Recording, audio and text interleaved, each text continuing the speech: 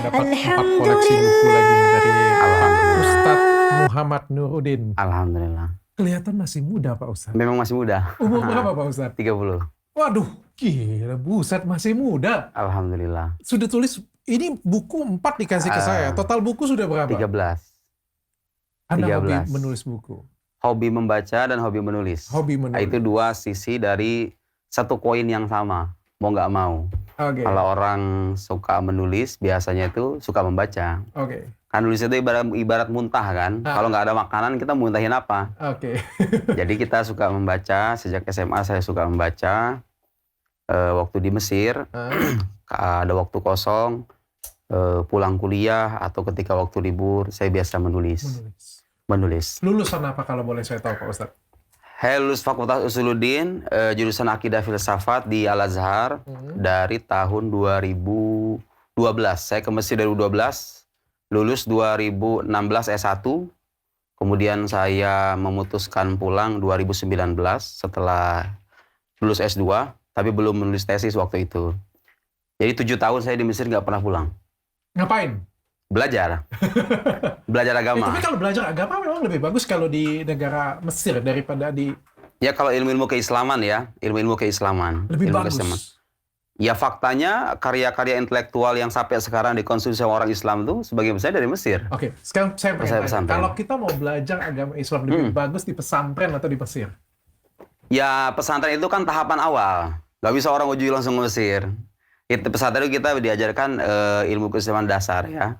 Ilmu keislaman dasar, bahasa Arab. Harus ada pembekalan dasar dulu, nggak bisa langsung ujuk-ujuk ke Arab. Sama, beda? Ya, Levelnya beda? Ya level. Pastinya kan pengetahuan itu ibarat naik tangga kan. Kita naik tangga satu dulu, kemudian yang kedua, ketiga. Nggak bisa langsung loncat. Kalau loncat itu kedebrus ke bawah kan pada akhirnya. Tapi kurikulumnya bedakah atau bagaimana tuh? Ya secara umum ilmu keislaman sih ya sama. Cuman pembahasan, perincian, metodologi, kemudian isu-isu yang dibahas, tema-tema, ada pengembangan pastinya kan. Setiap level kan masing-masing ada concernnya yang berbeda satu sama lain. Lebih maju dan lebih... Kayak gini misalnya, dulu kalau misalnya kita di pesantren, hanya diajaran Tuhan itu ada, Nabi Muhammad itu Nabi. Nah ketika kuliah kita diajarkan argumentasi. Bagaimana membuktikan secara rasional, secara keilmuan maksudnya, bahwa Tuhan tuh benar-benar ada, valid, argumen ini benar-benar valid, argumen itu sendiri apa, bagaimana cara nyusunnya.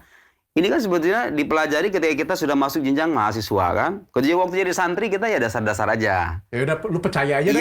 Iya. Kemudian saya balik 2019, balik lagi ke Mesir setahun setengah untuk melanjutkan S2. Jadi saya baru balik dari Mesir 2023 sebetulnya. Setahun yang lalu. Baru setahun ya? Iya. Dan viral gara-gara debat dengan guru. Gara-gara itu, gara-gara YouTube.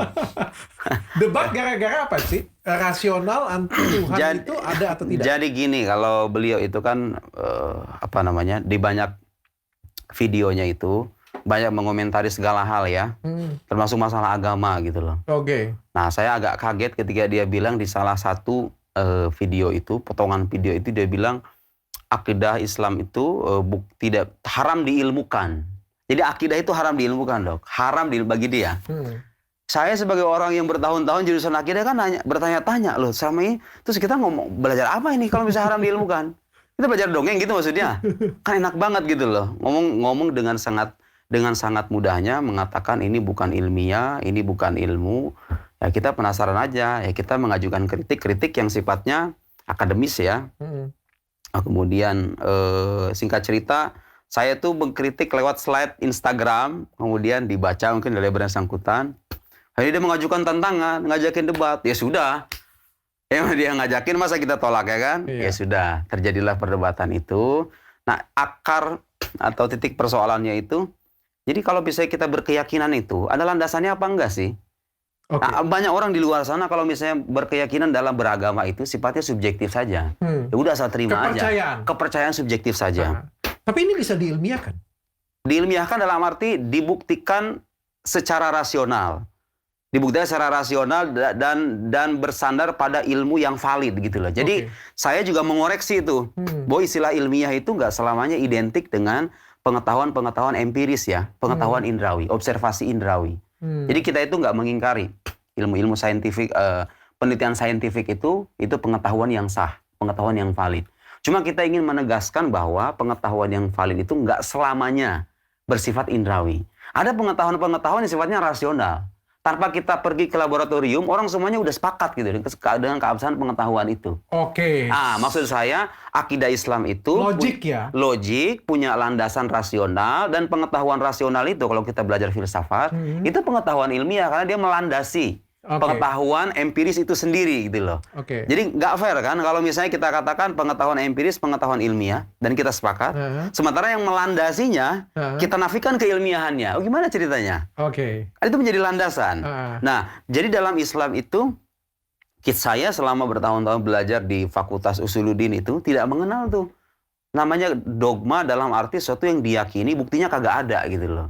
Justru dalam Islam itu, Dok, kita itu berkeyakinan harus selalu berlandaskan pengetahuan. Makanya dalam tradisi keislaman itu ada perselisihan di kalangan para sarjana muslim. Kalau orang beriman asal ikut-ikutan doang, diterima nggak imannya? Sebagian tuh mempersoalkan loh imannya orang ikut-ikutan itu. Kenapa? Karena dia imannya nggak berlandaskan pengetahuan. Nah, masalahnya sekarang sebagian orang Islam sendiri karena nggak mengetahui itu. Taunya kalau iman itu ya percaya aja. Nggak bisa begitu. Dalam Islam itu, saya sudah paparkan bukti-buktinya kan. Dalam perdebatan itu. Di buku-buku juga saya sudah banyak mengupas itu. Punya landasan-landasan rasional dan bisa kita uji bersama. Ini kata kuncinya. Bisa diuji bersama. Mau itu berkaitan dengan ketuhanan, kenabian, hal-hal gaib, itu bisa diuji bersama. Saya nggak nonton secara full. Tapi saya tanya lagi di sini. Bagus, ya. bagus. Saya tanya di sini lagi. Kalau memang Tuhan itu ada, buktikan. Baik. Untuk membuktikan suatu objek, kita harus menentukan terlebih dulu. Objek ini bersifat indrawi atau non-indrawi. Fair nggak? Karena nggak selamanya sesuatu itu bersifat indrawi kan? Nah, pasti tidak indrawi. Bagus. Sesuatu yang bersifat indrawi, untuk meneliti dan membuktikannya, kita menggunakan panca indera. Betul. Menggunakan observasi indrawi. Setuju. Ya kan? Para saintis meneliti itu virus, meneliti berbagai macam komponen di alam semesta ini. Karena terlihat. Bagus. Itu satu. Sensasi terasa. Bagus. Pas masuk ke dalam tubuh ada sesuatu. Iya kan? Nah, menyangkut Tuhan, sekarang kita tanya bersama, Tuhan ini bersifat indrawi atau non-indrawi? Tidak. Non-indrawi. Untuk membuktikannya, mau tidak mau, kita menggunakan rasionalitas. Kenapa? Karena Tuhan ini wujudnya metafisik, artinya non-fisik ya. Secara otomatis, argumen yang dikemukakan harus menggunakan hukum metafisika. Hukum metafisika yang banyak digunakan oleh para teologi itu hukum kausalitas, hukum sebab akibat. Dokter percaya nggak dengan saya, bahwa setiap akibat itu pasti ada sebabnya? Percaya. Bagus. Ini common sense kan? Semua orang ateis yang normal otaknya gitu ya. Orang Muslim, orang Kristen, orang Konghucu, semuanya sepakat di mana ada akibat pasti ada sebab.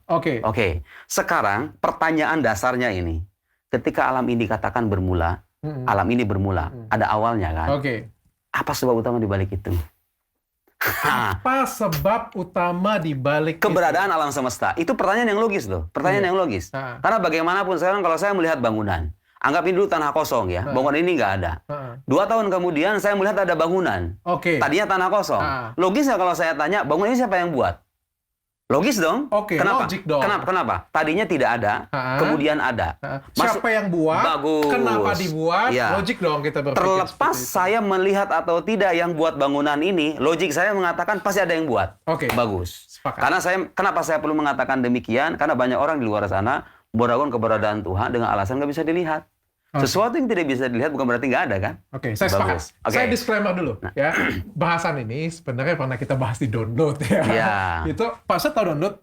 Iya. Tapi saya nggak sempat ngelihat acara aku dengan Ustadz Felix. Karena kita memang pengen belajar Islam di sana.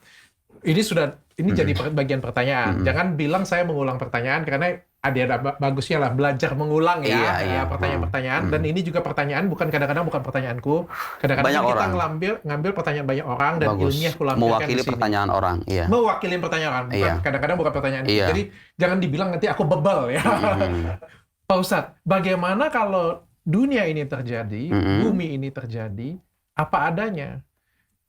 tidak ada. Ya sekonyong-konyong gitu ya. Ya, kalau kita ngomongin secara sains, ada teori Big Bang dan terjadi jutaan tahun bergerak, dan bagaimana jika manusia itu adalah bagian dari perjalanan kehidupan tersebut, karena berjuta-juta tahun sebelum manusia kehidupan itu sudah ada.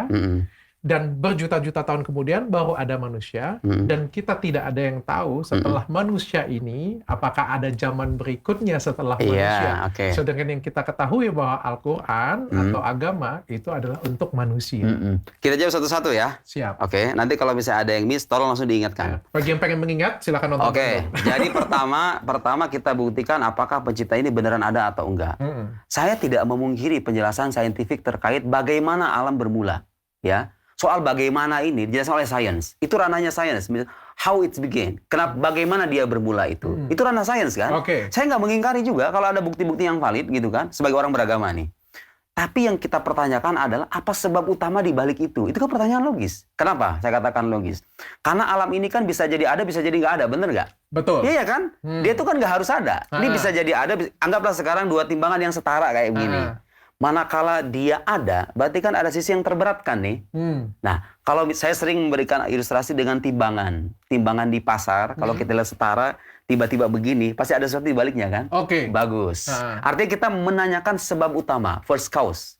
Menanyakan sebab utama. Nah, siapa yang jadi sebab utama ini? Pastinya bukan alam. Karena nggak mungkin ada sesuatu menjadi penyebab bagi dirinya sendiri. Sebab itu pasti sesuatu yang lain. Kayak sekarang misalnya Dr. Richard punya orang tua. Itu kan dua hal yang berbeda kan. Orang tua dengan kita. Kita disebabkan, kita menjadi akibat, orang tua kita menjadi sebab. Ya kan? Gak mungkin kan dikatakan Dr. Richard menjadi sebab bagi dirinya sendiri. Atau jam tangan ini menyusun dirinya sendiri, menjadi sebab bagi dirinya sendiri. Yang buat jam tangan ya beda dengan jam tangan dong. Nah logiknya begitu. Pada akhirnya dengan penawaran semacam ini kita akan sampai pada kesimpulan haruslah alam ini diciptakan oleh satu entitas atau satu wujud yang tidak disebabkan oleh yang lain. Karena kalau misalnya silsilah kausalitas atau sebab akibat ini nggak berakhir, alam ini nggak bakal ada loh. Saya iakan. Saya langsung lompat ke pertanyaan. Setelah jutaan tahun, andai kata Tuhan itu ada, kenapa tidak pernah menampakkan diri? Bagus. Kenapa Tuhan tidak menampakkan diri? Kalau presiden itu adalah pemimpin suatu negara. Tapi kita sepakat dulu nggak Tuhan ada nih? Tadi sudah bilang. Sepakat ya. Kita sepakat dulu. Masalahnya orang di luar sana banyak orang mempertanyakan lanjutan tuh. Nggak puas dengan pertanyaan semacam ini. Dengan penjelasan semacam ini. Dia suka nanya, yang mengadakan Tuhan siapa kalau begitu? Ada jawabannya. Nggak maksud saya, kita harus yang menciptakan Tuhan ya? Iya, kita harus tegaskan setegas-tegasnya. Agak lain memang. Iya. Siapa Pak? Nah, untuk menjawab pertanyaan semacam ini, kita perlu menganalisis pertanyaannya terlebih dulu. Sebenarnya pertanyaan ini mengandung kecacatan logis. Kenapa? Karena dia menanyakan sesuatu yang tidak mungkin tercipta. Menanyakan keterciptaan sesuatu yang tidak mungkin tercipta gitu loh. Tuhan itu kan sesuatu, kalau diciptakan namanya kan bukan Tuhan, namanya ciptaan dong. Kok bisa ada menanyakan siapa yang menciptakan Tuhan? Terus saya ingin memberikan ilustrasi yang sangat sederhana ya. Anda bisa lihat kamera ini. Anggap sekarang misalnya silsilah sebab akibat. Tadi kan saya bilang, silsilah sebab akibat ini kalau nggak berujung, alam ini nggak bakal ada. Sekarang kalau bisa saya katakan kepada kamera ini jangan dinyalakan kecuali setelah kamera yang ini. Kamera ini jangan dinyalakan kecuali setelah kamera yang ini. Yang ini jangan dinyalakan sampai tidak ada ujungnya. Ada kamera yang nyala nggak pada akhirnya? Ada kamera yang bisa nyala nggak? Kalau saya gantungkan terus-menerus begitu, kagak ada ujungnya. Ini nggak boleh nyala kecuali setelah ini. Ini nggak boleh nyala kecuali setelah ini. Nggak ada kan? Nggak ada kamera yang nyala, kan? Harus ada satu kamera yang dinyalakan, nggak usah digantungin. Yang lain akan menyala. Bagus, nggak usah digantungin kepada yang lain kan? Bagus ya. Nah, itu logika paling sederhana untuk mengatakan bahwa silsilah sebab akibat di alam semesta itu harus berakhir pada satu wujud yang dia nggak disebabkan oleh yang lain. Dan itulah kita dalam bahasa agama disebut sebagai Tuhan. Karena kalau Tuhan diciptakan lagi, yang ciptaan namanya bukan Tuhan dong kalau diciptakan. Pertanyaan saya adalah jutaan tahun bumi ini dibuat, ada, semesta ini ada, kenapa Tuhan tidak pernah muncul satu? Saya suka pertanyaan kedua semacam ini ya. Pertama, Tuhan itu seperti yang tadi kita katakan, dia itu berbeda dengan alam. Alam itu terbatas dok. Saya dengan dokter, kursi ini, meja ini, berbagai hal yang kita saksikan di alam semesta itu memiliki keterbatasan, memiliki dimensi. Kalau Tuhan tuh menampakkan dirinya di alam, Tuhan terbatas dong pada akhirnya. Iya dong. Kalau Tuhan itu menampakkan dirinya, wujud aslinya ke manusia, Tuhan tuh berarti tunduk pada dimensi alam dong. Padahal dia menjadi terbatas. Saya mau nanya sekarang, sesuatu yang terbatas itu layak nggak sih disebut sebagai Tuhan? Karena kan bagaimanapun wujud Tuhan tuh wujud yang sempurna. Dia kan nggak bergantung sama yang lain tuh. Kalau kita kan bergantung sama yang lain nih. Kursi ini bergantung kepada yang buat. Kemudian meja ini ada yang buat. Hampir semua. Semua yang ada dalam semesta itu wujudnya bergantung kepada yang lain. Wujud Tuhan gak bergantung kepada yang lain. Berarti kan sempurna dong wujudnya. Oke, itu menurut persepsi kita kan. Tapi kan Tuhan sebenarnya bisa muncul dalam bentuk sempurna dalam pemikirannya dia sendiri. Itu sempurna bagi kita kan berbeda sempurna bagi Tuhan. Tapi ketika masuk ke dalam dimensi alam, dia akan tunduk pada dimensi alamiah. Iya, bagaimana dia akan terbatas kan pada akhirnya. Bagaimana jika tapi dia mampu kan melakukan itu? Nah, sangat mampu dong pasti melakukan itu. Mampu dalam hal apa? Melakukan muncul, karena kan ini kan semua barang ciptaan dia. Semua ini adalah di bawah ciptaan dia, gitu kan? Artinya dia walaupun menurut tadi sempurna, dia akan mampu untuk muncul menunjukkan diri bahwa apa sih yang kalian perdebatkan? Inilah aku yang menciptakan kalian semuanya. Saya rasa kalau dengan seperti sekali lagi ya, aku orang beragama, aku orang yang percaya. Iya, saya paham. Saya cuma berlogika saja. Tapi kalau misalnya Tuhan itu muncul seperti ini, itu gak bakal ada, kayak gak bakal ada orang ateis gitu ya. Itu semuanya beriman semuanya. Tapi dunia gak seru loh kalau kayak gitu tuh. Hah? Gak ada perdebatan saya dengan guru gembul loh kalau kayak gitu tuh. Iya kan? Gak seru loh, peradaban tuh gak akan muncul semegah itu loh. Dan dia keluar nih, semua dari Amerika sampai Alaska, sampai Indonesia semuanya bisa lihat, apa sih yang kalian debat? Iya, jadi makhluk dong pada akhirnya Tuhan itu kalau masuk ke dalam alam. Gede di langit gitu. Dimensi. Iya, bagaimanapun segede apapun dia, kalau masuk ke langit, masuk ke bumi dan langit, dia menjadi bagian dari alam. Atau muncul di TV. Logik kita itu begini. Nonton tiba-tiba TV ganti. Iya. Ada jawaban lain. Saya kira itu salah satu hikmahnya apa? Supaya manusia itu jujur dengan rasionalitasnya masing-masing. Tuhan tuh menguji. Jadi gini, ada ayat dalam Al-Quran, kalau Tuhan itu mau, Tuhan itu bisa membuat semua manusia beriman. Walau sya'a rabbuka la amana man fil ardi kulluhum jami'a. Kalau seandainya Tuhan itu mau, niscaya semua yang ada di atas muka bumi ini beriman semuanya. Kalau Tuhan mau. Tapi kan Tuhan tidak menghendaki itu. Kenapa? Pertama, Tuhan itu menghendaki kita sebagai makhluk yang bebas. Bisa memilih. Kita punya akal, kita punya nurani, kita punya panca indera, kita dibekali bekal. Dengan bekal itu Tuhan ingin kita menjemput pilihan kita masing-masing. Yang mau beriman silahkan beriman, yang mau kafir silahkan kafir. Tapi Tuhan itu dengan kesempurnaannya, rahmatnya, kasih sayangnya, dia mengutus manusia-manusia pilihan yang kita sebut sebagai nabi. Nabi ini sebagai bimbingan, sebagai pembimbing umat manusia. Supaya dia mengenal Tuhannya, supaya dia berjalan di atas jalan yang diridhoi oleh Tuhannya, dan seterusnya. Tapi setelah Nabi menjelaskan, Nabi itu nggak dipaksa untuk beriman loh. Coba sekarang saya tanya sama dokter, mana yang lebih mulia? Mana yang lebih mulia? Manusia disetting sebagai makhluk yang bebas, dan konsekuensinya ada orang beriman, ada orang kafir, dengan kita disetting jadi benda mati semuanya. Mana yang lebih mulia? Mana yang lebih menjanjikan untuk peradaban umat manusia ini? Dengan kebebasan, atau kita jadi benda mati semuanya? Kan bisa saja, memang bisa saja Tuhan tuh menjadikan manusia beriman. Tentu tidak dengan cara seperti yang tadi kita bayangkan ya. Muncul di alam, kemudian tanpa Tuhan muncul pun, kalau Tuhan mau dia bisa buat beriman semuanya. Tapi Tuhan menguji manusia. Dengan cara begitulah kehidupan akan bermakna, ya kan? Ada pilihan-pilihan beragam tuh. Ada orang yang bermaksiat, ada orang taat, ada orang mukmin, ada orang kafir. Manusia diuji dengan pilihannya masing-masing dan kelak akan mempertanggungjawabkan pilihannya masing-masing itu. Dengan rasionalitas, dengan hati nurani, panca indera, Anda bisa bertanya, Anda bisa berpikir. Itu membuktikan Tuhan itu ada ya. Coba kalau misalnya nih ya, seperti yang saya ceritakan tadi, ternyata manusia itu adalah bagian dari kehidupan ini. Ternyata setelah manusia nanti ada suatu perputaran kehidupan yang lain setelah manusia. Kan dulu kan zamannya dinosaurus nih. Virus, bakteri, lalu dinosaurus, ya kan? Tiba-tiba Homo sapien, peradaban manusia sekarang. Dan ke depan, kalau peradaban manusia itu tidak ada lagi, dan kehidupan tetap ada, tapi bukan manusia. Apakah itu tetap menandakan Tuhan itu ada? Iya, karena begini, tidak adanya dalil itu artinya bukti ya, penunjuk. Tidak adanya penunjuk itu bukan berarti menafikan sesuatu yang ditunjuknya. Saya berikan contoh sederhana untuk logika semacam ini. Sekarang kalau misalnya di ruangan ini ya, kita mendengar suara orang bicara. Akal kita menyimpulkan apa? Ada orang di dalam ruangan, ya kan? Saya berada di luar ruangan, kemudian saya menyimak suara di balik ruangan ini, di dalam ruangan ini.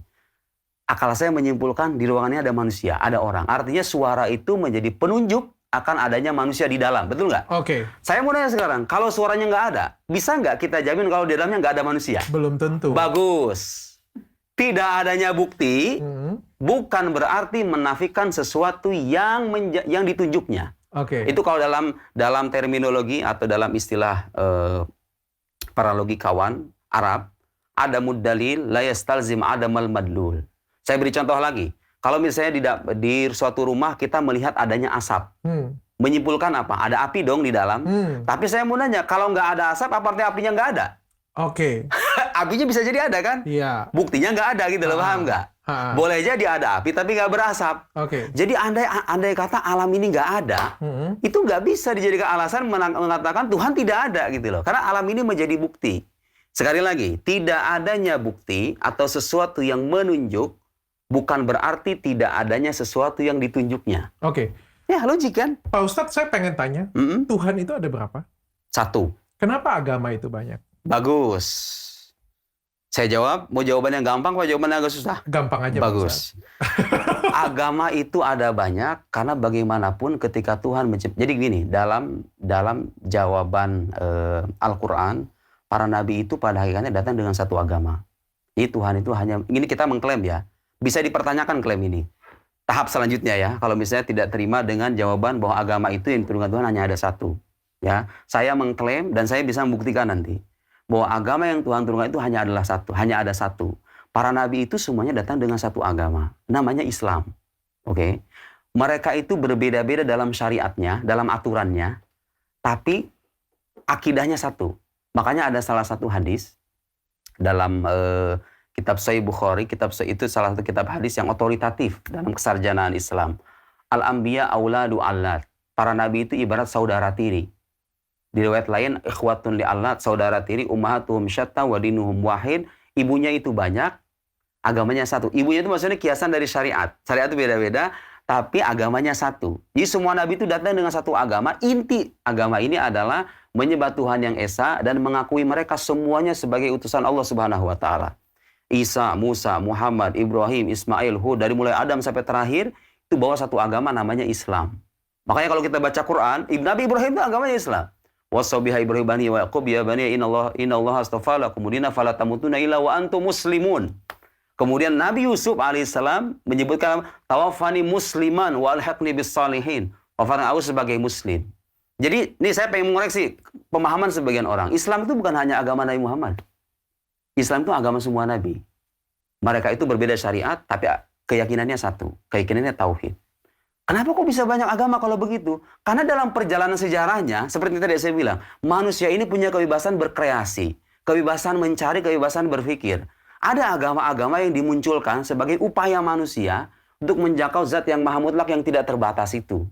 Jadi ada banyak faktor di balik terbentuknya sebuah agama, ada rasa kekhawatiran, rasa takut, rasa cemas, ya kan? Orang kadang memunculkan agama-agama baru tuh dengan kreativitas berpikirnya. Kemudian mereka berkumpul satu sama lain, berdiskusi, berdialog, mempertanyakan hal yang esensial, lahirlah agama-agama baru. Makanya kita katakan tidak semua agama itu kita katakan benar. Untuk mengatakan agama itu benar, harus terbukti bersandar pada bukti-bukti yang valid. Secara rasional bisa diuji. Oke. Jadi, kenyataan bahwa Tuhan satu, dan Tuhan itu menurunkan satu agama, itu tidak menafikan fakta bahwa agama itu memang banyak, tapi kita katakan yang banyak ini nggak semuanya benar. Karena untuk mengatakan agama benar, harus terbukti dari Tuhan apa enggak. Didukung oleh rasionalitas atau tidak. Karena satu-satunya tools bagi kita untuk mengukur kebenaran agama itu ya ini. Ya kan? Orang ateis nggak percaya Quran, nggak percaya Injil, nggak percaya kitab suci, tapi mereka percaya dengan akal sehat mereka. Betul? Okay. Jadi untuk memastikan ini agama benar atau salah, mau tidak mau kita harus menggunakan ini. Oke. Jadi itu ya. Jadi Tuhan itu satu, yang dia turunkan agama itu hanya ada satu, Para nabi itu berbeda-beda dalam syariatnya, tapi keyakinan mereka itu nggak berbeda. Karena Tuhannya juga satu. Kalau logiknya begitu, Tuhannya satu, masa agamanya banyak? Agamanya satu dong. Karena dalam agamanya doktrin ketuhanan, kan Tuhan nggak berubah-ubah, dari dulu gitu-gitu aja. Pada kenyataannya agamanya banyak. Iya, tapi nggak semua yang banyak ini kita katakan benar.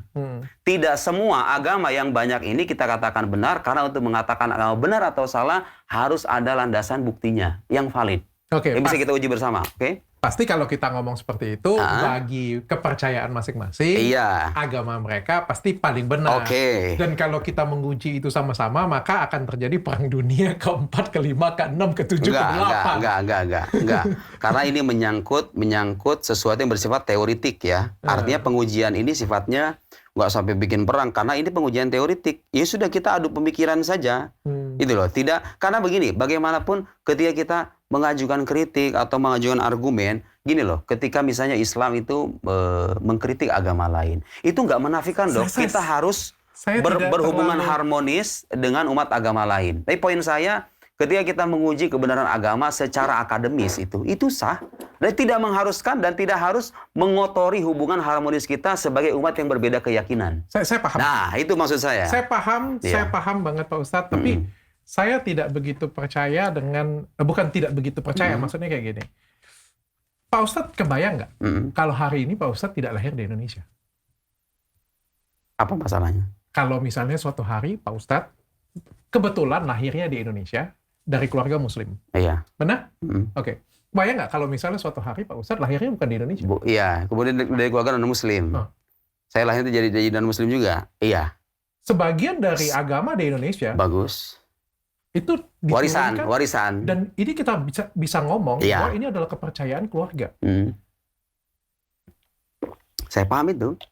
Kebayang nggak kalau misalnya Pak Ustadz lahirnya di Eropa? Iya. Mungkin Pak Ustadz salah satu ateis. Bisa jadi kan? Dengan logik semuanya itu menjadikan dengan semua kecerdasan Pak Ustadz akan malah menyusun suatu logik. Iya.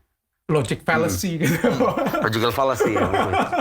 Iya, bisa jadi. Itu kemungkinan bisa terjadi. Dokter sendiri kalau misalnya lahir di keluarga pesantren, jadi Muslim sekarang. Benar. Iya kan? Benar. Bisa jadi. Tapi, mau saya jawab nggak? Iya. Perlu saya lanjutin nggak jawabannya? Tapi ketika ini keimanan, klaim-klaim ini kalau misalnya mau kita uji, secara keilmuan, mau tidak mau kita terikat loh dengan kaidah-kaidah keilmuan itu sendiri gitu kan. Jadi gini, saya tidak mempersoalkan pilihan subjektif setiap umat beragama. Saya kan terlahir sebagai non-Muslim. Ya sudah, saya jadi non-Muslim. Ya sudah, pilihan Anda. Saya terlahir sebagai Muslim. Tapi pada akhirnya, klaim dan keimanan saya bahwa Islam agama benar, dokter meyakini Kristen sebagai agama yang benar, orang lain meyakini agamanya sebagai agama yang benar, itu pada akhirnya hanya akan menjadi klaim subjektif selama tidak ada landasan buktinya yang bisa kita uji bersama.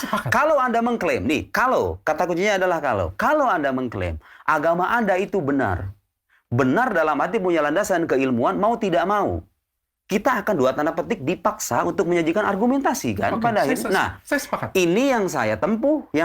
Orang kalau misalnya nanya Islam itu benar apakah gak sih? Saya ngajarin buktinya. Terserah Anda. Saya tidak memaksa Anda untuk ikut agama saya. Saya tugas Nabi saja dalam Al-Qur'an, in alaika illal balag. Tugasmu itu hanya menyampaikan saja.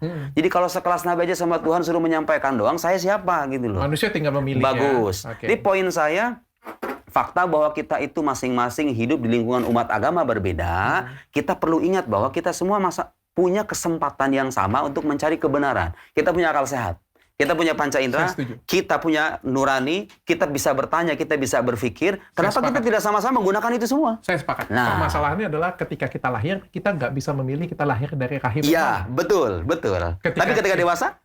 Sebentar, Pak Ustadz. Kita lahir, kita nggak bisa pilih. Betul. Ada yang lahirnya dari agama keluarga yang Buddhis, ada yang lahirnya dari keluarga ateis, ada yang lahirnya dari keluarga Katolik, ada yang lahirnya dari pesantren. Iya. Kan? Ada yang pesantrennya bagus, ada yang pesantrennya abal-abal, pokoknya macam-macam lah ya. Bagus. Dan kita nggak bisa memilih itu. Dan ketika kita lahir, kita juga nggak bisa memilih lingkungan kita kadang-kadang. Bagus. Kadang-kadang kita ketemu dengan Pak Ustadz yang hebat, mampu menjelaskan secara logik, dan mendapatkan kesempatan untuk belajar. Nggak semua orang dapat kesempatan seperti saya duduk dengan Pak Ustadz Nuruddin, dapat kesempatan dengan Ustadz Felix Xiao, dapat kesempatan dengan Ustadz-Ustadz besar duduk ngajarin saya secara langsung, dan ngasih tahu saya, ini ilmu yang benar. Oh iya, kebetulan saya udah beruntung. Tapi tidak semua orang betul. Seberuntung itu, dan kadang-kadang bertemu dengan pemuka agamanya masing-masing yang mampu menuntun sampai seilmunya mereka. Kesempatan dari kita ini tidak pernah sama, Pak Ustaz. Bagus. Baik, iya. Boleh saya jawab? Sehingga akhirnya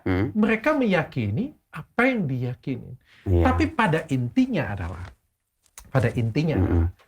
pertanyaan saya mungkin lompat supaya tidak jadi perdebatan. Yang mana yang lebih penting? Agamanya atau perbuatannya? Dua-duanya penting. Iman itu penting, perbuatan itu penting. Karena bagaimanapun... Yang lebih penting?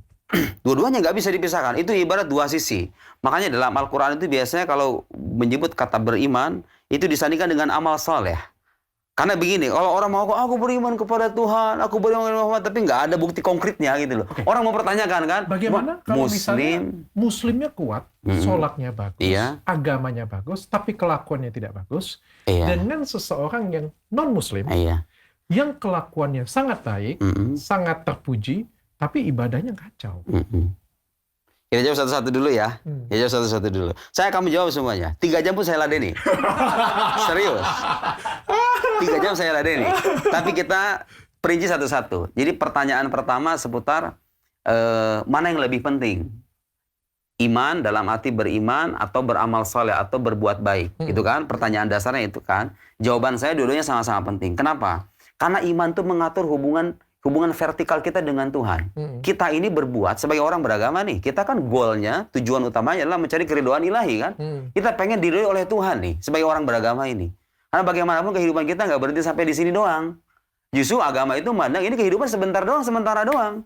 Nanti di akhir kita akan diberikan reward oleh Tuhan itu. Ini Anda sudah berbuat ini, balasannya ini, berbuat ini, balasannya ini. Otomatis di balik perbuatan harus ada keimanan yang tepat dong. Karena bagaimana kita kan menyembah Tuhan nih. Pandangan Anda dan keyakinan Anda tentang Tuhan itu sudah benar atau belum? Kan itu penting dipertanyakan. Karena bagaimanapun kita berbuat untuk Tuhan kan. Itu satu, keimanan. Bahkan dalam Islam, iman itu ya fondasi dari keberagamaan. Kita sholat, menyembah Tuhan. Tuhannya Anda kenal atau tidak? Keimanan Anda sudah kepada Tuhan sudah sesuai dengan apa yang Tuhan inginkan atau tidak? Sesuai dengan ajaran Muhammad atau tidak? Kan itu. Nah, setelah kita beriman, agama menuntun baru setelahnya. Melengkapi dan menyempurnakan keimanan itu dengan amal perbuatan yang menunjukkan kejujuran iman kita. Jadi kalau Anda mengaku percaya sama Tuhan, Tuhan maha memberi rezeki, nggak usah takut miskin dong. Kan Tuhan memberi rezeki. Tugas Anda berusaha saja. Kalau Anda tahu Tuhan itu maha penjaga, ya Anda nggak usah takut berlebihan sama makhluk dong. Gitu loh, kira-kira. Kalau Anda percaya betul bahwa Tuhan itu maha adil, Anda jangan melakukan kezoliman dong. Nanti Tuhan akan mengadili Anda, gitu loh. Jadi itu nggak bisa dipisahkan dalam konteks kehidupan beragama, saya kira. Keimanan itu penting, karena bagaimanapun itu adalah hubungan vertikal kita dengan Tuhan. Perbuatan baik juga penting, karena itu menunjukkan hubungan baik kita dengan sesama makhluk Tuhan. Jadi saya nggak setuju dengan orang mengatakan yang penting berbuat baik aja, imannya nggak penting. Loh, Anda berbuat baik buat siapa? Kalau orang ateis mungkin oke. Kita sebagai orang beragama. Anda berbuat baik itu untuk apa? Oh, saya sudah mendapatkan kebahagiaan. Tapi Tuhan menjaga kebahagiaan lebih tinggi loh. Ketimbang kebahagiaan yang sekarang. Nah, dokter percaya sama alam akhirat apa enggak? Sama hari pembalasan percaya enggak? Nah, kalau nggak percaya kita diskusiin dulu. Tapi kalau hari pembalasan itu benar-benar ada, maka mau tidak mau, kita nggak bisa mengesampingkan pentingnya keimanan. Karena bagaimanapun di hari pembalasan itu kita akan ketemu sama Tuhan. Pertanyaan dasarnya adalah ketika kita hidup di dunia ini punya keimanan yang tepat nggak tentang Tuhan itu? Harus bisa. Beriman dengan cara yang tepat dan beramal soleh. Pertanyaan kedua. Mana sekarang yang lebih baik? Apakah non-muslim yang baik atau muslim beriman yang berbuat jahat? Dalam kacamata manusia, jelas jawabannya kebaikan itu karena dilihat langsung hasilnya. Saya rasa sebagian orang akan mengatakan lebih baik inilah, ya kan? Lebih baik orang yang berbuat baik ini kan. Sekalipun dia non-muslim. Kebanyakan orang. Tapi kita perlu ingat bahwa kalau misalnya Tuhan itu benar-benar ada, ya, dan kita sudah buktikan keberadaannya. Kalaupun belum puas, kita bisa buktiin lagi. Kalau Tuhan itu benar-benar ada, bagaimanapun keimanan kepada Tuhan itu hal yang paling mendasar loh, yang nggak bisa kita abaikan. Jadi amal perbuatan kita itu terlihat tidak bermakna di mata Tuhan kalau kita nggak punya keimanan itu. Di mata Tuhan loh ya. Di mata Tuhan. Artinya di mata agama. Ya iya dong. Dia mengingkari keberadaan Tuhannya. kemudian dia berbuat baik. Jadi gak bermana dong perbuatan baik ini. Wong Tuhannya sendiri nggak diakui kok, iya kan?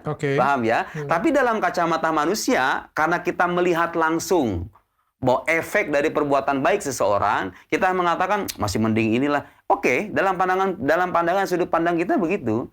Tapi kalau kita bicara dalam pandangan agama, nggak bisa begitu. Dua-duanya sama-sama kurang gitu loh. Paham nggak? Muslim yang beriman kemudian tidak merefleksikan keimanannya dengan tepat, mengejawantahkan dengan tepat, itu dipandang kurang. Orang non-Muslim yang tidak beriman berbuat baik sama-sama kurang. Yang benar gimana? Orang beriman dan berupaya untuk beramal soleh. Yang mana yang lebih baik? Yang mana? Pertanyaannya yang mana yang lebih baik? Ya itu tadi, dalam kacamata mana dulu? Personal mungkin? Ya kalau dalam kacamata saya, dua-duanya sama-sama kurang. Nggak bisa. Dalam kacamata saya. Ya, karena bagaimanapun kita kan tergantung dari mana kita ingin melihat. Kalau dari kacamata saya, Pak Ustadz, kalau dari kacamata saya, ini tidak sama-sama kurang, malah kelewatan kurang, Pak Ustadz. Karena kalau misalnya nih ya, kita sekolah, saya sekolah nih tinggi-tinggi, saya sekolah tinggi-tinggi, terus saya setelah jadi dokter, saya melakukan ujaran kebencian. Saya ngata-ngatain orang, saya menghina orang, saya menjelek-jelekan orang, saya merendahkan orang. Dengan orang yang tidak sekolah, tapi santun, menurutku, aku sangat kelewatan. Kenapa? Sudah sekolah, lu sudah beriman dengan Tuhan, sudah belajar, tapi lu nggak mampu merefleksikan itu. Kenapa itu bisa terjadi? Kenapa itu bisa terjadi? Apapun ini kan, ini bukan cuma soal agama. Karena setiap orang mungkin dibekali ilmu agama. Tapi setiap orang juga punya pribadi masing-masing. Saya ingin mengoreksi, betul. Saya sepakat. Kecerdasan dan kedewasaan masing-masing. Iya, ada orang-orang beragama yang tidak bisa mencerminkan ajaran agamanya. Tapi saya mau jawab kenapa itu bisa terjadi. Jawabannya, Dok, karena pada akhirnya itu orang beragama. Mau Muslim, mau Kristen, apapun agamanya. Dia adalah manusia yang punya hawa nafsu. Kadang-kadang manusia itu gagal dalam melawan hawa nafsunya, dorongan nafsunya kadang lebih kuat ketimbang bisikan nalarnya. Pada akhirnya apa? Dia mengabaikan tuh perintah-perintah Tuhannya, kemudian mengerjakan larangannya, karena saya ulangi ya, pemahaman tentang agama itu berbeda dengan pengamalan terhadap agama. Sepakat nggak dengan saya? Bisa jadi orang gelar doktoral dalam bidang ilmu agama, bisa jadi loh. Pemahamannya dalam sekali. Bicara halal dan haram itu fasih. Bicara dalil Al-Quran, bisa jadi hafal Al-Quran. Tapi ternyata itu tidak mencerminkan perbuatannya. Bagus. Kenapa? Karena dia adalah manusia yang punya dorongan nafsu itu. Setiap orang itu dibekali dengan dorongan nafsu itu. Ada yang berhasil mengontrol, ada yang gagal. Orang beragama sendiri, banyak yang gagal. Jadi pada akhirnya kita perlu fair untuk mengatakan bahwa agama itu pada dasarnya mengajarkan manusia untuk kebaikan, menuntun, ya. Tapi kan masalahnya tuntunannya nggak selamanya diamalkan, karena manusia punya kebebasan. Masalahnya, yang satunya lagi nggak belajar agama lebih dalam, atau misalnya sekolahnya nggak tinggi-tinggi banget, yang tadi saya bilang tadi, sekolahnya nggak tinggi-tinggi banget, tapi menguasai, mengetahui esensi dari belajarnya tadi. Misal nih, misal saja saya tidak belajar sedalam Pak Ustadz, misal. Nggak sedalam Pak Ustadz. Tapi saya percaya dengan Tuhan, saya percaya dengan Nabi Muhammad, saya gitu punya. Saya nggak sholat, saya nggak ngaji, saya nggak baca, saya nggak wudhu, saya nggak apa. Tapi saya mengamalkan Islam jauh lebih baik. Saya tidak menyakitin orang, tutur kata saya baik, saya selalu membantu orang. Nah, menurut saya tentu saja orang tersebut lebih mengetahui esensi dari agama. Dalam sisi itu, dalam sisi moral dia lebih baik, oke. Dia nggak ada perselisihan di antara kita secara moralitas. Tapi kan kita bicara nggak hanya dari sudut dan perspektif kita saja. Agama mandang orang ini kayak gimana gitu loh. Makanya kalau kita bicara ini kan, kita bicara konsep keberagamaan kan. Dari sudut pandang ilahi, dari sudut pandang agama yang telah diturunkan oleh Tuhan ini orang kayak begini gimana gitu loh penilaiannya. Dari penilaian kita kita bisa berbeda pendapat. Itu nggak mempengaruhi agama gitu loh. Perbedaan kita ini. Saya bagi dokter, bagi saya kita sepakat nih orang lebih bermoral nih. Lebih bermoral ketimbang orang Muslim. Pertanyaannya sekarang dari sudut pandang agama itu sendiri, religion, Islam in itself, Islam pada dirinya sendiri. Pandang gitu agama pasti ukurannya agama. Pertanyaannya mungkin kayak gini, kalau misalnya ada hari penghakiman itu datang, Tuhan akan mengukur dari jumlah sholat, jumlah baca ngaji, atau jumlah dari perbuatan kita? Semuanya akan diperhitungkan. Tapi yang pertama kali ditanya itu apa? Keimanannya dulu. Nah, kan Tuhan yang mengadili. Tuhan yang menciptakan, Tuhan mengadili. Dia sudah diberikan nikmat oleh Tuhan. Dia percaya nggak sama Tuhannya? Nggak percaya. Ya semuanya tidak bermana dong perbuatannya. Wong tuanya sendiri nggak dipercayai kok. Kayak dokter misalnya punya karyawan nih. Nggak ngakui dokter sebagai atasannya, itu kurang ajar banget kan? Iya kan? Udah dikasih gaji. Tapi kerjaannya lebih bagus. Ya tapi tetap kurang ajar kan? Tetap kurang ajar kan? Kalau misalnya dia nggak... Tapi kalau dia nggak percaya dengan Tuhan, apakah semua perbuatan baiknya gugur? Iya. Kenapa? Kalau dia percaya dengan Tuhan, semua perbuatan kita itu kadang-kadang cara pandangnya hanya terfokus pada satu titik. Nggak berpandang secara holistik. Pandanglah sesuatu secara holistik, secara menyeluruh. Kita kalau melihat perbuatannya doang, iya. Kok bisa ya? Kok bisa itu? Hanya karena tidak beriman, kemudian misalnya menjadi sia-sia gitu kan. Tapi jangan lupa, Tuhan itu meminta kita untuk beriman kepadanya. Amal kita ini akan bernilai di matanya kalau kita beriman terlebih dulu kepadanya. Anda mengabaikan sisi yang paling dipentingkan oleh dalam agama ini gitu loh. Ya Anda tidak bernilai pada akhirnya. Bukan berarti ya, mohon maaf, bukan berarti saya mengatakan demikian, bahwa lebih penting, yang penting orang beriman, udah terserah lu dah ngomong kayak gimana aja, berbuat apa aja, nggak begitu. Justru kita ingin menekankan sama orang-orang bahwa iman itu penting, karena bagaimanapun kita menyembah Tuhan, cara kita melihat Tuhan, cara kita meyakini Tuhan itu harus tepat, beramal juga penting, karena adalah pengejawantahan dari keimanan. Kalau bisa ditimbang-timbang mana yang paling mendasar? Yang paling mendasar keimanannya. Oke, saya jadi kangen download ini. Iya. Saya kangen download. Tapi kita langsung konkret aja ya pertanyaannya. Ada bukan tidak beriman lah kita ngomong ya. Yang nggak peduli lah ya dengan keimanan apapun itu. Tapi berbuat baik nih. Kita anggap saja ya. Kita anggap saja ada orang seperti itu. Ada satunya lagi Pak Ustadz nih. Pak Ustadz rajin mengaji, soleh dan lain sebagainya. Tapi ternyata min santri. Iya, terjadi. Banyak kan yang seperti itu kan. Oke, hari penghakiman. Kan surga ada berapa level, neraka ada berapa level.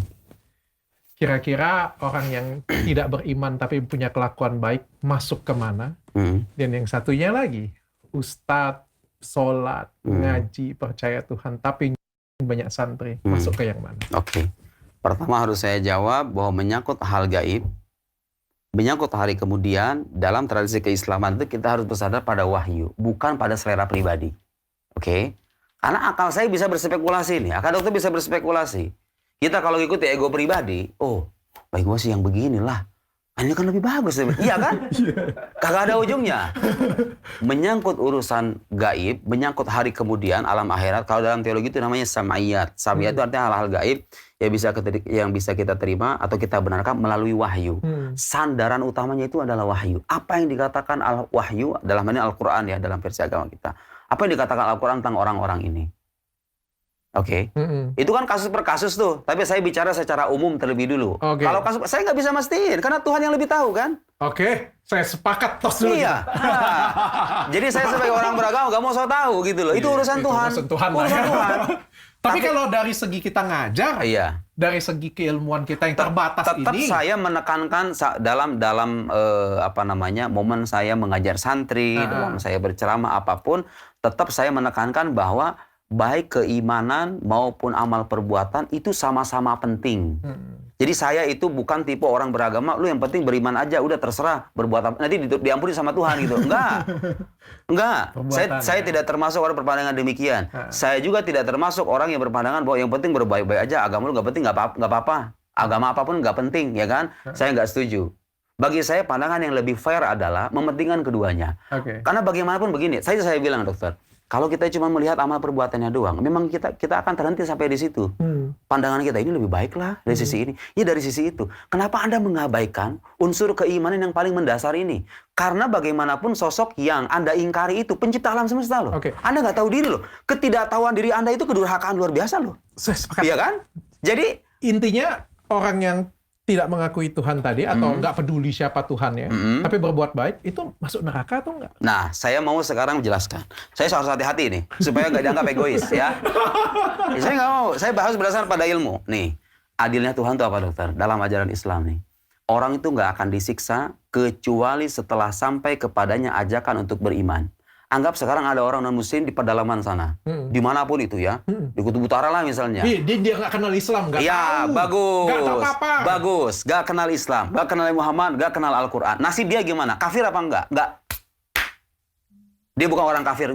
Dia tidak termasuk orang yang akan diabadikan di neraka. Kenapa? Agamanya belum datang kok. Ajakan berimannya belum datang. Walaupun dia percaya yang lain. Iya, sekalipun selama agamanya belum datang. Okay. Selama ajakan beriman belum datang. Sebentar, dia sebentar. percaya yang lain dan dia tidak tahu agama Sebentar dulu. Andai kan adil nggak? Maksud saya adil nggak? Kalau Tuhan tidak menyiksa suatu kaum, seorang manusia, kecuali setelah sampai kepadanya ajakan untuk beriman. Okay. Kemudian belum selesai sampai di situ. Andai kan dia sudah sampai kepadanya ajakan untuk beriman, tapi dia nggak bisa mikir, otaknya error, nggak bisa mencerna gitu loh. Dia juga sama termasuk orang yang akan selamat. Adil nggak itu? Oke. Iya kan, udah sampai ini ajakan Nabi Muhammad, ini Al-Quran, ini Tuhan ada, tapi dia nggak bisa mencerna. Makanya orang itu nggak akan dihukum neraka loh. Yang beneran gitu loh ya. bukan gara-gara galau gitu, frustrasi gara-gara bisnis kemudian bangkrut. Oke, lihat keadilan agama. Bagaimana memperlakukan manusia. Siapa? Saya nanti akan sampai pada kesimpulan siapa itu orang kafir sebetulnya. Orang yang belum menerima dakwah itu tidak dipandang kafir. Oke? Atau dia menerima dakwah tapi dia nggak bisa mikir. Nggak punya alat untuk mencerna. Oke, sekarang dia bisa berpikir sampai kepadanya ajakan untuk beriman. Tapi yang digambarkan kepadanya ini nggak membuat dia menarik. Dalam arti gambarannya cacat. Misalnya orang ISIS berdakwah itu ke sono ke Kutub Utara itu misalnya. Muncullah gambaran dalam dirinya Islam itu adalah agama yang haus darah. Itu aja gambaran Islam tentang dirinya itu. Tentang Islam itu bagi dirinya itu. Bagaimana kata para ulama, para sarjana muslim memandang orang semacam ini sama. Dia tidak termasuk orang kafir juga. Oke. Karena itu gambaran dakwahnya masih belum jelas. Tahu nggak siapa yang dikatakan kafir yang betul-betul akan disiksa oleh Tuhan itu? Orang sudah sampai kepadanya dakwah atau ajakan beriman. Dia bisa berpikir dan mencerna ajakan itu. Kemudian dia tahu itu benar, dia menolak dengan kesombongan dan kepongahan, ina dan wastikbaron. Itu orang yang nanti akan diabadikan neraka itu. Setelah apa? Setelah sudah diberikan nikmat, diberikan akal sehat, diberikan panca indera, diberikan kaki untuk berjalan, mata untuk memandang, kuping untuk mendengar, otak untuk berpikir, Anda nggak bisa menggunakan semua itu, kemudian sampai kepadanya ajakan untuk beriman dari orang yang tepat penjelasannya benar. Anda menolak dengan kesombongan, wajar nggak itu? Wajar nggak? Oke. Wajar dong, Tuhan adil loh. Gak berarti orang kalau misalnya di luar Islam semuanya semua masuk neraka gitu. Saya bukan termasuk orang yang punya pandangan begitu. Jadi kesimpulannya orang yang tidak beriman tadi punya kelakuan baik, itu bisa masuk neraka, bisa masuk surga. Tergantung kasusnya. Dia udah mengenal Islam apa belum? Sudah ada ajakan beriman apa belum? Sudah di depan mata terus enggak diajarin dengan baik? Nah, bagus. Nah, sekarang saya mau nanya begini. Bukan mau nanya, saya ingin melanjutkan penjelasan tadi karena ini sangat penting. Banyak orang di luar sana nggak paham tentang persoalan ini. Tahu nggak? Kalau ada orang non-muslim, ini Geren Syekh Al-Azhar yang ngomong. Artinya ini sosok yang otoritatif di Al-Azhar ya. Bukan ustadz yang baru lulus kemarin. Saya mengutip. Kalau ada orang non-muslim, lihat keadilan Islam dalam memandang umat agama lain. Ada orang non-muslim. Dia mencari kebenaran sampai kepadanya dakwah maksudnya ya. Ini sampai kepadanya dakwah dengan cara yang tepat, oke? Kemudian dia bisa mencerna ajakan itu, kemudian dia terus mencari dan berpikir, mencari dengan penuh ketulusan dan kejujuran. Tiba-tiba belum sampai, mati di tengah jalan. Tahu nggak dihukum kafir apa nggak dia? Kalaupun dia itu masuk neraka, kata guru saya di Al-Azhar itu, dia tidak akan diabadikan di neraka. Karena Tuhan akan mengukur kejujurannya itu, mempertimbangkan dan menghormati. Ilmu baru ini saya. Iya. Jadi baru kan? Kalau di Indonesia, walaupun kita ada agama Islam, ada beberapa suku, bangsa, dan lain sebagainya, melihat Islam itu mungkin bukan agama yang baik. Mungkin kan ada beberapa orang merepresentasikan masih Islam proses belajar, dan dia tidak belum mendapatkan guru yang tepat, walaupun dia terus bukan belajar. Islam, itu bukan kafir juga. Iya, kafir dalam arti yang diabadikan neraka itu. Iya, bukan adil belum kan? tentu seperti itu ya. Belum tentu adil kan? Makanya saya nih secara pribadi, kalau melihat orang non-muslim, Ya kadang kita berbaik sangka aja, oh mungkin dia sedang proses, Dr. Richard masih proses nih. Oke. Misalnya kalau ya. misalnya kayak Dr. Richard duduk di sini, kayak gitu punya sudah ketemu dengan si ini, diajari dengan baik, dikasih contoh dengan baik, dikasih lihat dengan baik, dikasih lihat terang benderang, tapi masih tidak memilih itu yang disebut dengan kafir. Betul, iya. Kalau dia dengan kesombongannya menolak. Iya. Tapi jadi maksudnya begini. Jadi kayak saudara, 1 tambah 1 sama dengan 2. Dia nolak gitu. Nah, itu. Dan tahu nggak kalau kita baca sejarah Islam, orang-orang kafir itu rata-rata begitu loh. Tapi kalau saya oh iya, saya coba pelajarin dulu ya, saya coba baca lagi. Gak jadi masalah, silakan belajar. Bukan kafir ya seperti jadi itu ya. selama ada kejujuran untuk mencari kebenaran, ya. Karena dalam hidup terus cari kebenaran. Iya kan? Ini maksud saya makanya begini. Nah, tadi nyambung dengan persoalan Jaka sama Dr. Richard tadi. Saya terlahir sebagai orang Kristen, saya terlahir sebagai orang Hindu, orang Buddha. Tapi Mas, Mbak, kita semua sama-sama punya akal sehat, sama-sama punya kesempatan untuk mencari kebenaran. Ayo kita belajar sama-sama. Belajar sama-sama. Sampai atau kagak, itu urusan Tuhan dah untuk pada akhirnya. Saya sepakat. Iya kan?